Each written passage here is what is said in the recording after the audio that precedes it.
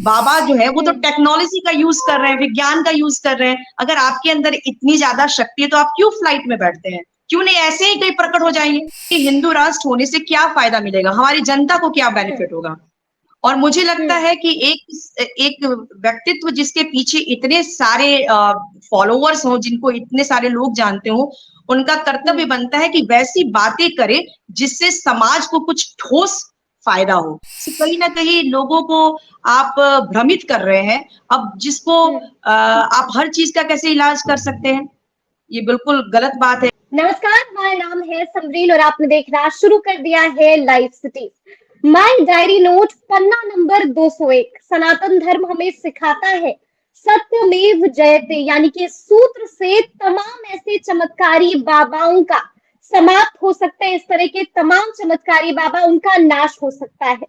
ये डायरी है भोजपुरी की लोक गायिका देवी की, और इशारा किधर है ये तो आप समझ ही गए होंगे। तो आज हमारे साथ बातचीत करने के लिए लोक गायिका भोजपुरी की देवी मौजूद है। तो सबसे पहले तो देवी जी, बहुत बहुत स्वागत है आपका और बहुत शुक्रिया हमें समय देने के लिए। थैंक यू, और आपको भी बहुत बहुत शुक्रिया, आपने मुझे इनवाइट किया आपसे बात करने के लिए। जी, अच्छा, आपके ये जो इस फेसबुक पोस्ट है, अब इस पे हंगामा मच गया है।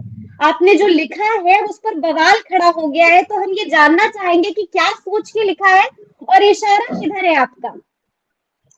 देखिए, जब भी जो भी लोग थोड़े सेंसिटिव होते हैं और समाज में अगर कुछ हो रहा होता है, तो कहीं ना कहीं जब लगता है कि हमें कुछ बोलना चाहिए, तो मैंने भी अपनी बात रखी। और मैं आपको बताऊंगी कि कई बार ऐसा होता है कि सच को भी लोग जल्दी एक्सेप्ट नहीं करना चाहते हैं। मैं एक आपको एग्जांपल बताऊंगी कि गैलीलियो एक बहुत बड़े साइंटिस्ट थे, जिन्होंने पहले ग्रीस के रहने वाले थे, और उन्होंने पहली बार ये खोज की कि ये धरती गोल है और ये सूर्य की परिक्रमा कर रही है। और उस टाइम इस बात को लेकर इतना हंगामा हुआ था। उस टाइम जो वहां के चर्च के लोग थे, उन लोगों ने इस बात को बिल्कुल नकार दिया कि धरती गोल है और सूर्य की परिक्रमा कर रही है। यहाँ तक की स्थिति ये आ गई कि उनको मृत्यु मृत्यु दंड देने की बात होने लगी।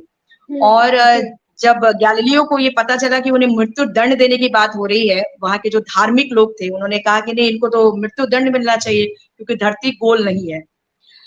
तो फिर जो धार्मिक उस समय के लोग थे, उन्होंने कहा कि आपको अपनी बात को वापस लेना होगा, माफी मांगना होगा, तभी आपकी मृत्यु दंड जो है वो खत्म की जाएगी। तो फिर गैलीलियो गए वहां के कोर्ट में, और उन्होंने यही कहा कि भाई मैं अपनी बात वापस लेता हूँ कि धरती गोल नहीं है, और जो मैंने बात कही उसको मैं वापस लेता हूँ, लेकिन और आपसे माफी भी मांगता हूँ, लेकिन एक दिन आप जरूर ये समझेंगे कि ये धरती गोल है और ये सूर्य की परिक्रमा कर रही है। और आप देख सकते हैं कि ये बात बिल्कुल सत्य है। तो कई बार जब आप सत्य बोलते हैं तो कई बार लोगों को उससे मिर्ची लग जाती है।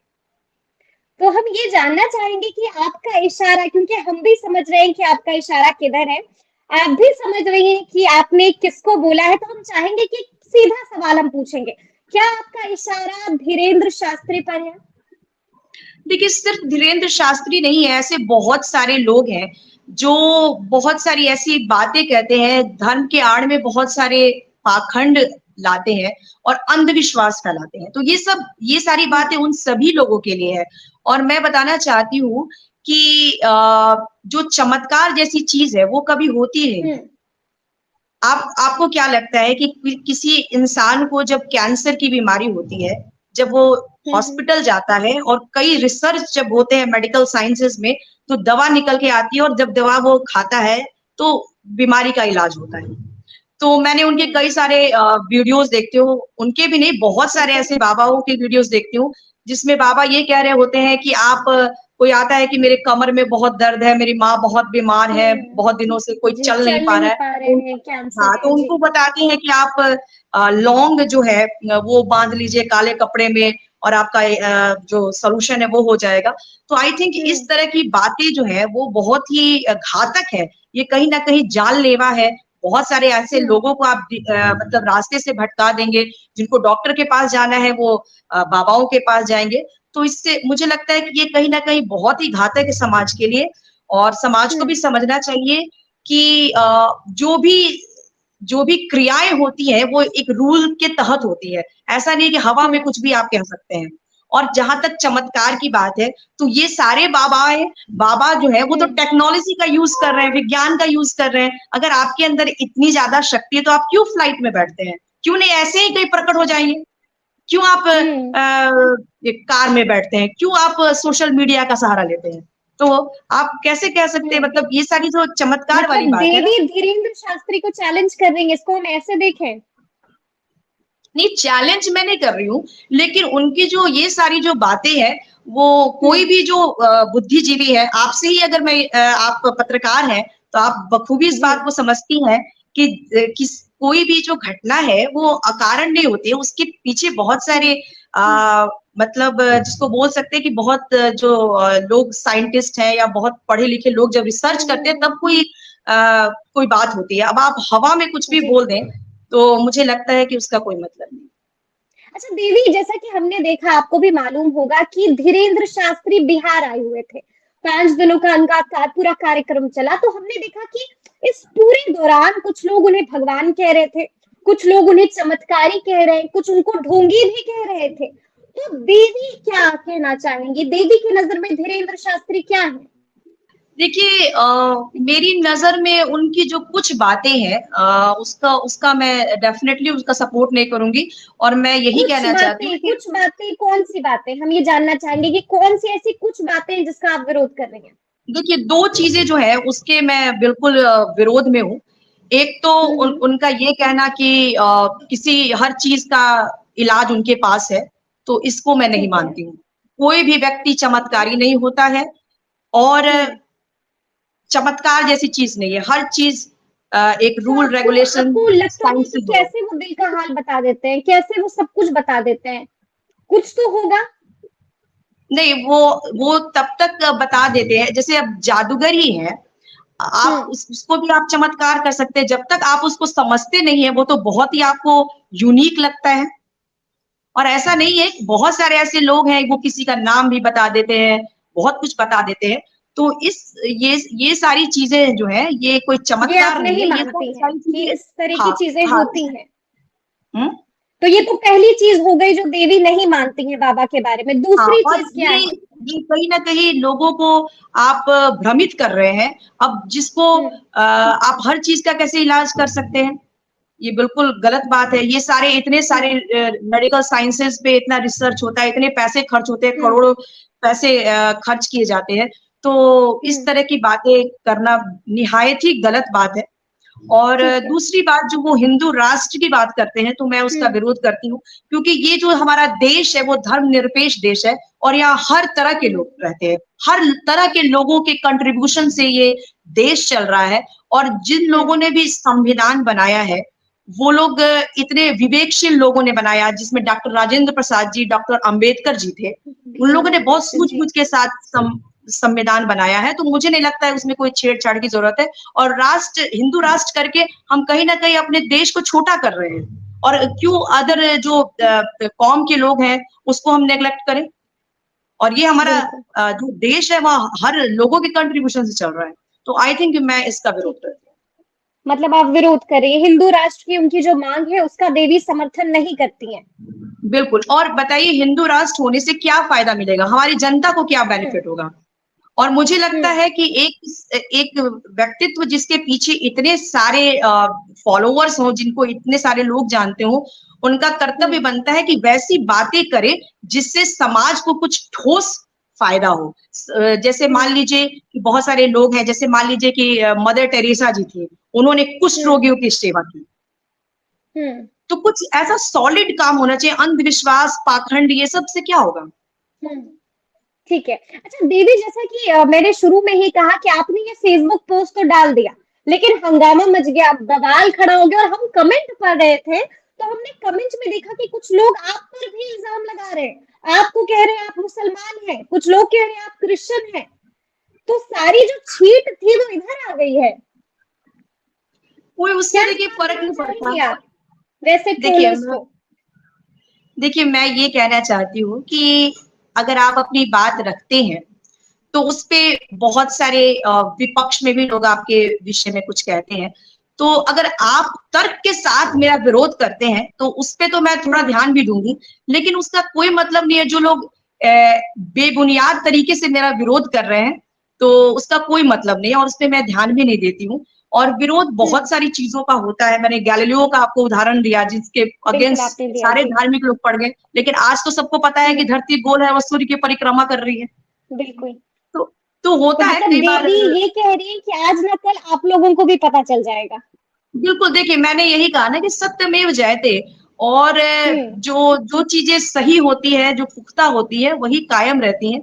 और हम्म हमारे समाज में भी बहुत सारी चीजें आई, लेकिन वो गलत थी, वो चली गई। जैसे एक जमाने में सती हम्म, प्रथा हुआ करती थी, बिल्कुल जी। जिंदा औरत को जला दिया जाता था, कितना जला गलत दिया था ये। जाता जी। तो उस टाइम लोग उसको सही मानते थे, तभी तो हो रहा था वो। लेकिन बाद में उसको बिल्कुल। लोगों ने समझा कि ये गलत है और चीजें हम्म सही हुई। अच्छा देवी, तो आपको लगता है क्या कि बाबा की इस पॉपुलैरिटी के पीछे कोई पॉलिटिकल सपोर्ट है, कुछ एजेंडा है? क्या आपको ऐसा भी लगता है? नहीं, क्या देखिए लगता है इसमें तो, बाबा कभी चुनाव भी लड़ सकते हैं? पापा की पॉलिटिक्स में भी एंट्री हो सकती है? अब देखिए ये तो उनका जो पर्सनल निर्णय है, उस पे मेरा कुछ कहना नहीं है। हम्म लेकिन जो चीजें मुझे जो खटकी, उसको मैंने लोगों के समक्ष रखा।